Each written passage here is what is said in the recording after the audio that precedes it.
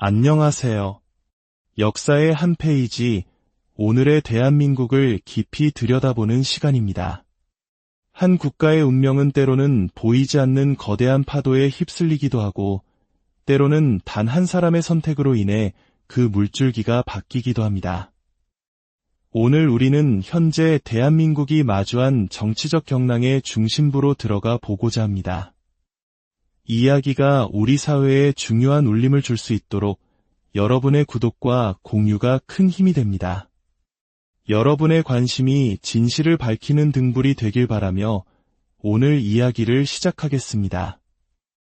첫 번째 질문은 국가의 존립과 직결되는 안보에 관한 것입니다. 70년 넘게 대한민국의 평화를 지켜온 근간 한미동맹이 지금 시험대에 올라 있습니다.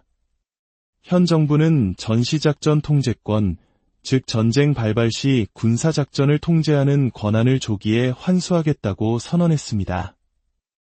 이는 국가의 주권을 바로 세우는 당연한 과정이라는 시각이 있습니다. 하지만 다른 한편에서는 이는 곧 주한미군의 역할 축소, 나아가 철수로 이어질 수 있다는 깊은 우려의 목소리가 터져나오고 있습니다. 한미연합 사령관조차 이 결정에 대해 공개적으로 우려를 표명한 바 있습니다. 만약 우리의 작전권이 완전히 독립되었을 때 미군이 과연 이전과 같은 긴밀함으로 대한민국 방위에 임할 수 있을지에 대한 의문입니다.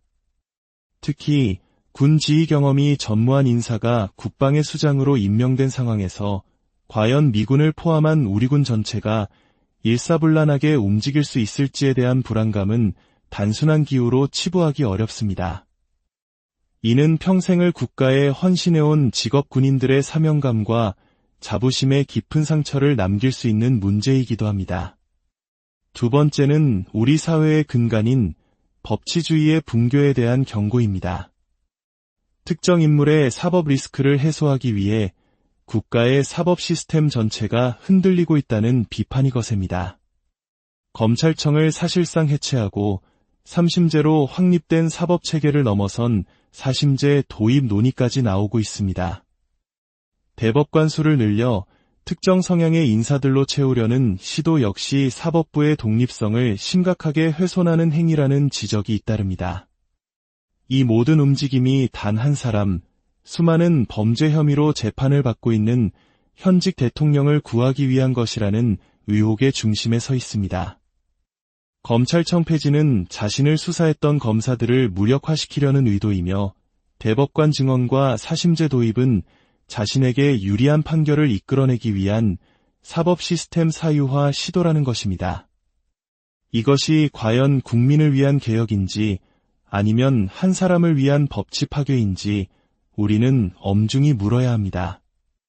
세 번째 이야기는 의혹의 중심으로 떠오른 김현지 게이트입니다. 대통령의 30년 직위 측근으로 알려진 김현지 비서관. 그녀는 대통령실의 모든 살림을 총괄하는 총무비서관이라는 막강한 자리에 임명되었습니다.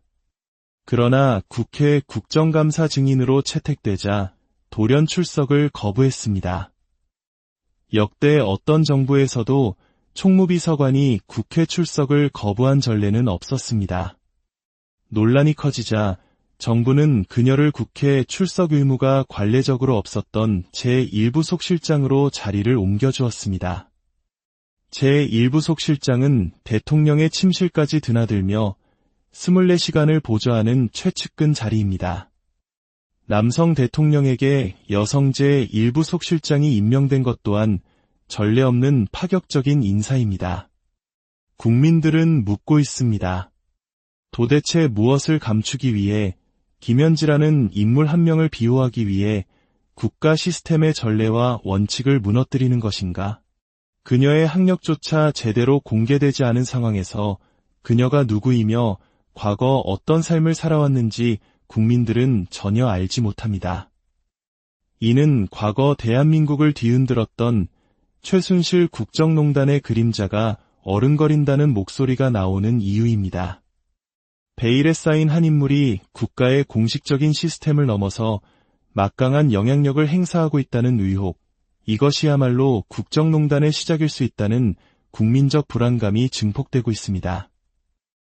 이러한 정치적 혼란은 고스란히 민생 경제의 발목을 잡고 있습니다. 한때 아시아의 4마리 용으로 함께 성장했던 대만은 이제 대한민국의 경제 성장률을 6배나 앞질러가고 있습니다.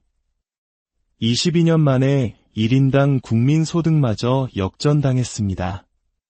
우리 부모님 세대가 전쟁의 잿더미 위에서 피와 땀으로 일구어낸 한강의 기적이 정치적 혼란과 리더십의 부재 속에서 신기루처럼 사라지고 있는 것은 아닌지 두려운 마음을 감출 수 없습니다.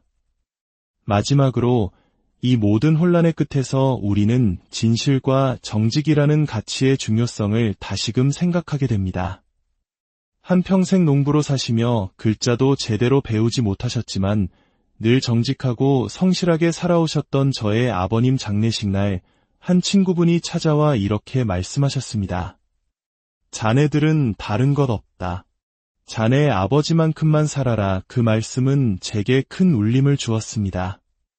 높은 자리에 오르지 못하고 많은 것을 가지지 못했더라도 한평생 진실되게 살아온 삶이야말로 가장 위대한 유산이라는 것을 깨닫게 해주었습니다. 거짓은 또 다른 거짓을 낳고 그 거짓을 덮기 위해 더 큰 거짓을 만들어내야 합니다. 한번 거짓의 늪에 빠지면 자기 자신뿐만 아니라 자신이 속한 공동체 전체를 파멸로 이끌게 됩니다. 지금 대한민국이 마주한 위기의 본질은 바로 여기에 있을지도 모릅니다. 대한민국은 지금 역사의 중대한 갈림길에 서 있습니다. 안보의 위기, 법치주의의 붕괴, 국정농단 의혹, 그리고 경제의 추락. 이 모든 위기 앞에서 우리는 무엇을 해야 할까요? 불의 앞에서 침묵하는 것은 악의 편에 서는 것과 같다는 말이 있습니다. 우리에게 필요한 것은 눈앞의 이익이나 정치적 유불리를 떠나 오직 진실과 상식의 편에 서서 용기 있게 목소리를 내는 시민의 책무일 것입니다. 과연 우리는 우리 아이들에게 어떤 대한민국을 물려주게 될까요? 그 답은 오늘을 살아가는 우리 모두의 손에 달려 있습니다.